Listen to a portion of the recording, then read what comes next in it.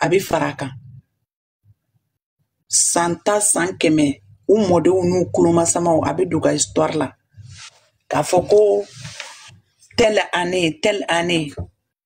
Ni sana. Les Maliens, les artistes maliens sont partis dans un pays anglophone, là où on ne parle même pas français. Et le président anglophone qui ne comprend même pas français. Kata donc oufe, kabwaka palela, halama kaka jamana kono douni. Oe blamale histoire la, John ya sababu yake, Palmer ni bigini. Halka da oma, jamana bina commencé ki kouye. Jamana tini isigi. Transition mou beno. Asiminaka mou. Anga fama udo. Ambu deli. Wa amba dofana. Utina seku usigi kane. Artisi nunu to kasola kumu dado ala. Kuma interveni. Kuma nyini choko bela jerele na. Uka kuka seka nogoya uka bla. Mado asimiba jeni yorofi. Mado asimiba jeni yorofi. Wa au conseil islamique moro olu fana yu dado ala kunu wulile no kala no ka wulika jo sabati ministre de la culture beno no e artiste were jigi o ka bomba yo wi o fana be wulika seko ke kosobe jamana sharia nyemo beno o be wuluku seko ke kosobe pour que nunu me se ka blato amna kadaka jamana to tukudu jamana histoire la uba kono akana keni tieni akana keni juguya yi donc beki hakili sigi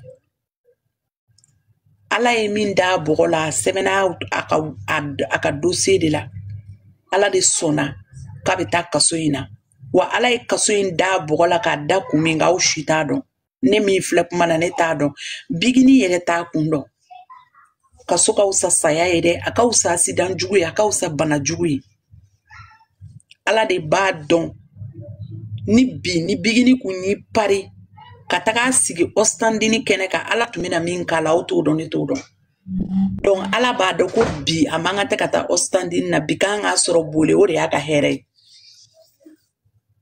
aba an nyene ko ostandini de aka here o yanwa yeta de ala de yaun da kale da o ala nyebi mina ala ba do ko foko bi ostandini mayama o ala ka jonumando aba kanu ni chogo jumenye ni kaso te foi ti se ka ostandini bali fem be se ka bali o e banai bana de se ka bali ka ostandini ke ona kun fora ko bigini ma se ka ta ostandini ke ka farga na kata urgence la yoro o kunga jugu kateme ambulo kasoka de kasoka jugu me o kunga jugu kateme kasoka uwe na kun fora ko kodo de ya soro walma den soro walma che soro walma badin do soro abalma do soro hala ka fani do soro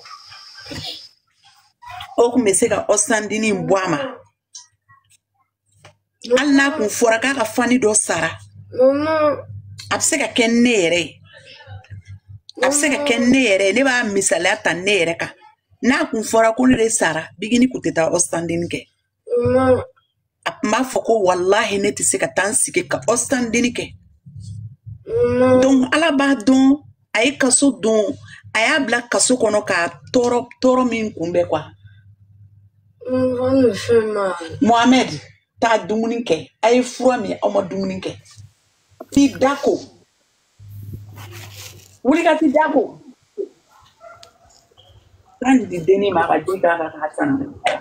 Oh, bonjour, comment vas-tu? Bonjour. Ça va, tu vas bien? Ça va. Bien, merci, et les enfants. Ça va, alhamdoulilah. Ouais, Dieu merci. Je voulais juste dire 2-3 mots aux mamans là. Voilà, en fait, vous avez cette histoire-là, c'est pas un malheur du tout. Hein. Ceux qui pensent que c'est un malheur, c'est vraiment pas un malheur. Ça, c'est un bonheur, en fait. D'après, essayez juste de voir la position de Bingi. D'après tout ce que Dieu a fait pour elle, si ça, c'est pas la justice, ça, c'est pas une autre personne, c'est pas une plainte, c'est Dieu qui a voulu que ça soit fait ainsi. Et pourquoi Dieu a voulu que tout cela se passe, il est le seul à le savoir. D'accord? C'est pas, il n'est dit nulle part que quelqu'un qui part en plus, ça, c'est même pas un emprisonnement. Mandat de dépôt, le jugement, c'est le 4 septembre. Peut-être que Dieu va passer par cette situation-là pour que tout le monde soit libéré à jamais. Voilà. Donc, ce que vous pouvez faire, prions seulement que tout se passe bien et que le 4 septembre, que les fans, les artistes là-haut, que tout le monde puisse passer à autre chose, que tout le monde puisse être concentré sur eux-mêmes. C'est tout. Restez juste dans les prières. Ça, c'est pas un malheur du tout. Il y a combien de grandes personnalités qui sont passées en prison déjà et tout. Si Dieu dit tu vas faire une seule nuit en prison, il y a des multimilliardaires, des présidents de la République qui ont été enfermés après leur mandat. Donc, c'est pas une fatalité en fait. Voilà. Donc, restons juste positifs. Et puis, ça va aller. Que personne ne sort pour dire du n'importe quoi. Ça n'arrange personne. Voilà. Tu vas parler haut, la justice va faire son travail. Tu vas pas parler haut, la justice va faire son travail. Donc, mieux vaut rester derrière la justice. Voilà. Et surtout, les gens qui disent tel n'a pas fait ceci, tel n'a pas fait cela. La justice n'est pas bête. Ils vont juste pas décider comme ça à la hâte. Ils ont fait leur travail. On reste derrière elle, c'est tout. Inch'Allah. Voilà. La justice, c'est pas les réseaux sociaux, quoi. La manière dont on se juge sur les réseaux sociaux, la justice, elle est différente. C'est pas comme ça. Donc, restons juste positifs. Et puis, cette histoire-là, ça, on va oublier ça dans pas longtemps même. Dans pas longtemps. Inch'Allah. Voilà.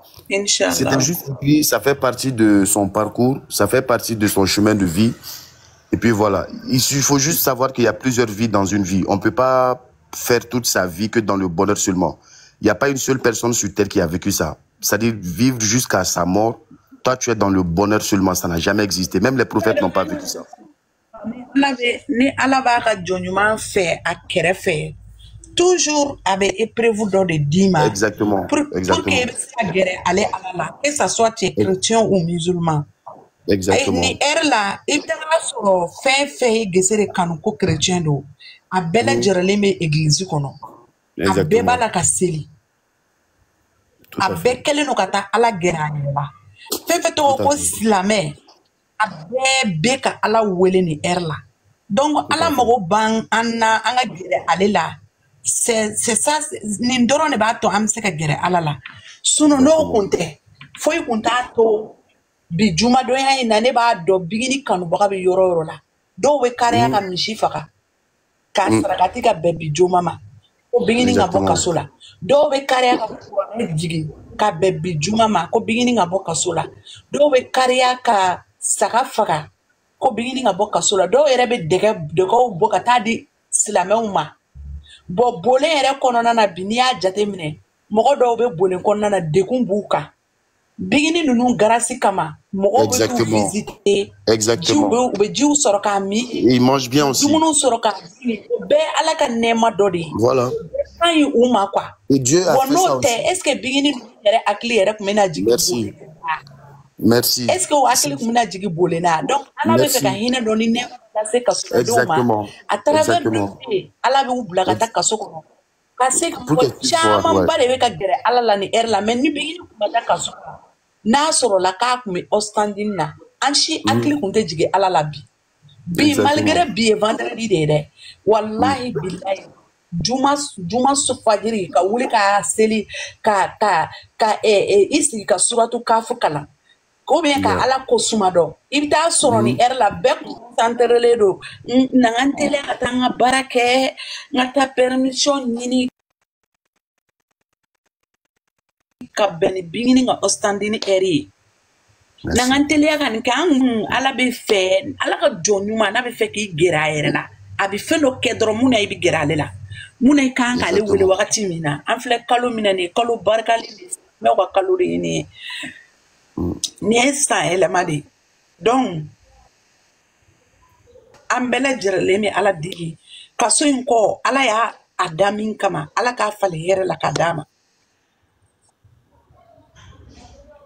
lajarabi ka gɛlɛn dɛ a ka jugu vraiment ça fait trop mal mais souvent hadamaden b'i yɛrɛ waaju quoi i m'a ye a mɔgɔ b'i yɛrɛ waaju kuma dɔw la papa Géné moi j'ai perdu mon papa 2015 Le mois de février, je commençais à pleurer tous les jours quand je pense à papa.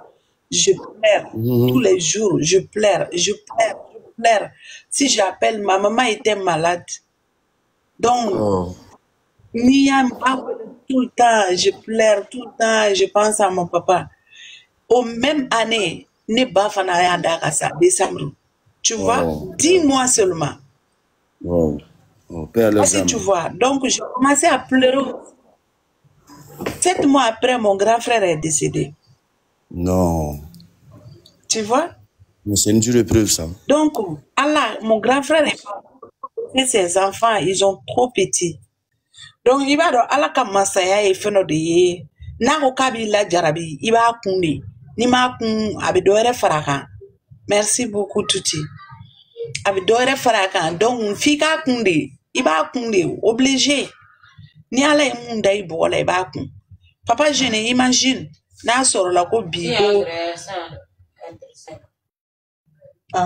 Mais pas rouge. Laisse l'huile va être chaud d'abord. Faut laver bien d'abord. Tu mets un peu de sel, un tout petit peu de sel. Papa, je n'ai bingini kungoko abe sokono bi. Ka kun fora nyena. Kunu kuye jeudi. Bi de bingini en ostandini. Tu me reçois? Si. Voilà, donc, à fond, on y a biko vraiment bingini banana kunu, on sait pas, a banana, donc, avec hôpital la, irijama, tina se kata ostandina. Imagine, ok, me ke chukodi. Absolument. Ok, chukoni kaso ede, papa gêné. Tout à fait. Ou soit, ka foko kodo ya bali, quelque chose qui ne va pas.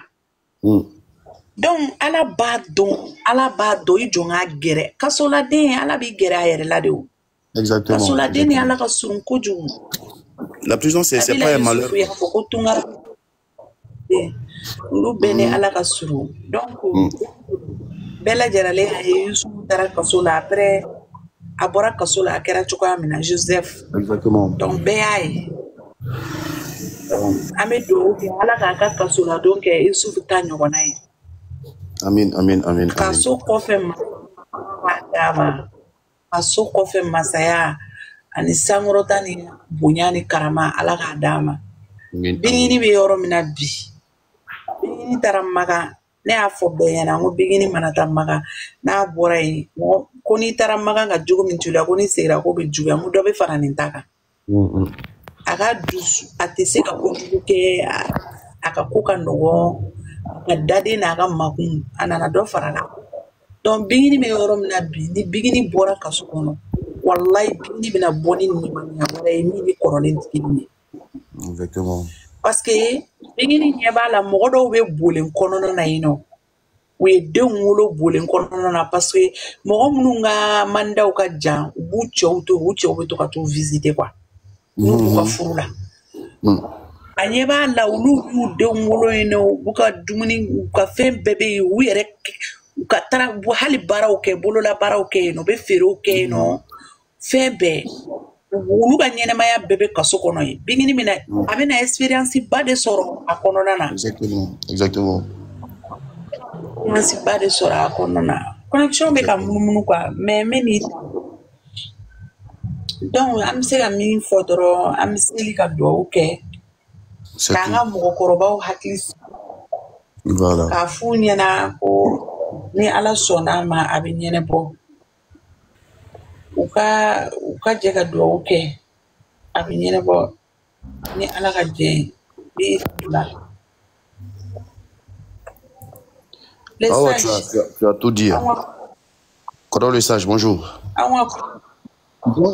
Bonjour, ça va? Ça va, alhamdoulilah. Ça va. Bien. Salam alaikum. Wa alaikum salam wa rahmatullahi ta'ala wa barakatuhu. Ça va?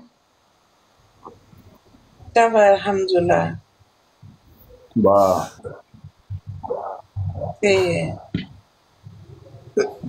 Réseau Kanya? Si, c'est bon.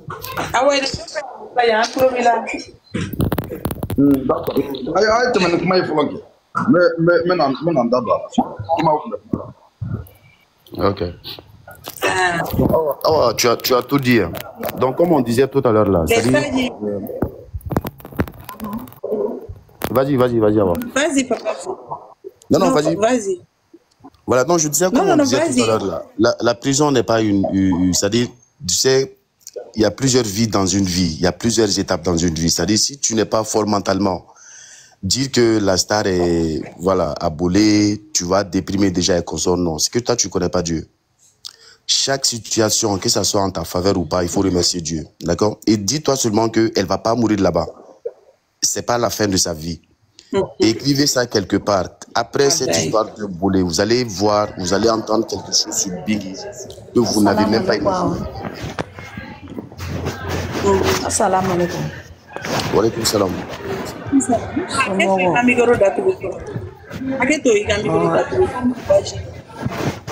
Ente se ko nyama ka da tu apre ba da. Iti so la ko ya. Ni ne ada ko ni te se ka ele ko.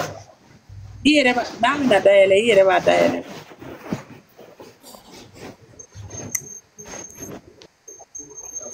Papa Géné, vas-y. Donc, je disais que juste, ça, c'est juste, voilà. Il faut juste se dire que c'est Dieu qui a voulu. Ça, c'est pas la justice, c'est pas une autre personne, c'est rien du tout, comme on le disait tout à l'heure. Donc, quand Dieu décide quelque chose, personne ne peut rien faire. Et vous allez voir que cette histoire, après cette histoire de Bolé, vous allez voir ce que Dieu a réellement prévu sur Biggie. On n'a rien vu d'abord. Rien. Quand je dis rien, on n'a rien vu sur elle. Voilà. Donc ça c'est un bonheur quoi. Elle devrait juste passer par là et puis voilà. Et en plus seulement, le jugement c'est juste le 4. Donc que tout le monde se calme, ne rentrez pas dans les polémiques. On se concentre sur les artistes, les programmes déjà et tout. C'est ce que je voulais dire quoi.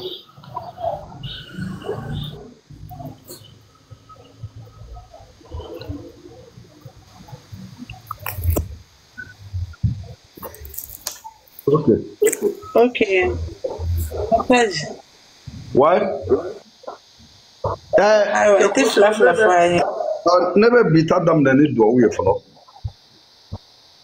Allah dam na noy. Amba dam na noy follow ha. Parce que ma femme be na be fia di be ma ni foi te se ko di be ma amanyi no ko ha. Iba ka fia sama fambe. Ali ibi ka biro ko iba sama. Ibi kasola iba sama.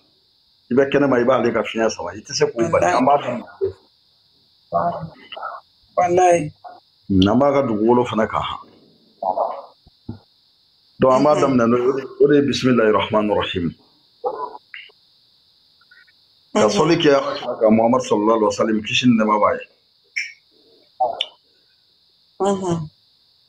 وكفى عمد وكل لا إله إلا أنت سبحانك إني كنت من الظالمين نستغفر الله الذي لا إله إلا هو الحي القيوم اللهم اغفرنا للمؤمنين والمؤمنات والمسلمين والمسلمات الأحياء منهم والأموات ربنا آتنا في الدنيا حسنة وفي الآخرة حسنة وقنا عذاب الدنيا وقنا عذاب النار إنك على كل شيء قدير سبحان الله والحمد لله والله إله إلا الله والله أكبر سبحان الله وبحمده سبحان الله العظيم أستغفر الله سبحان ربك رب العزة عما يصفون وسلام على المرسلين والحمد لله رب العالمين أما دمنا الله تعالى تقوي فلوها كان سينسي نويه كقولك على كراكا وكوفي كدوك كوشمار نعم نيبك ما chama mun tola maro la yire bi yire ni ado be rezo in kono ka be wakati mun ma uvia ko do bi yire ma harama de un ka ko tabulo julle ba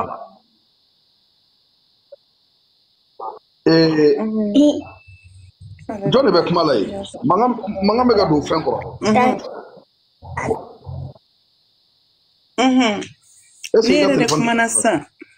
Ok. Voilà. L'essentiel, mimbe ambo nambo do ke o de ye ala ka boni unyumai. Amina. Ko shmare ga fe be tar la doni. Aba fo ibe tar la ere di. Ube ne ga jinga le ne de ga rezo mai. Amina. non, laissez comment un club il a gagné. Kosobe, ne de ka connexion do. C'est au niveau là-bas, sinon hein?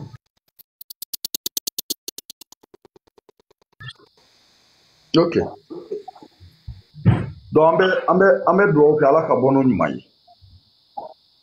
Ala ku kishi ku tanga. Amina. Ala ka ni ko ke here. Amin. Faut que mo ka do ko dianatige ye latige ka. Amina ya rabbi. Ni mo ko mtel latige koro do abi ba fo ere ma dianatige famia. Mo ta do ko fembe latige joye.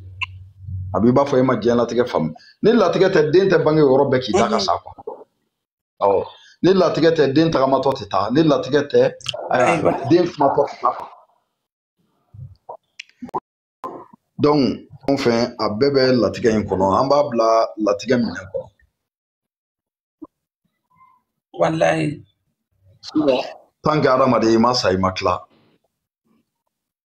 Hali kaso klebe mamun hali kaso klebe mamun mulo u yɛrɛ bɛ se ka don kaso la diɲɛlatigɛ de don donc hadamadenya ye nin sigi donc n'a kunila ni limaniyara saba ma yɔrɔni sɔn ji la